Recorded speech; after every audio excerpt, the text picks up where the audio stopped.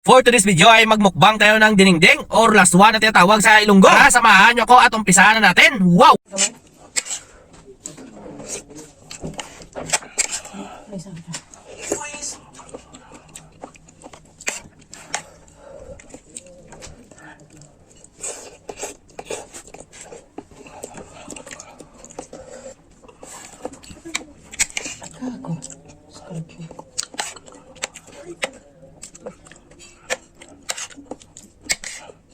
Ano ba?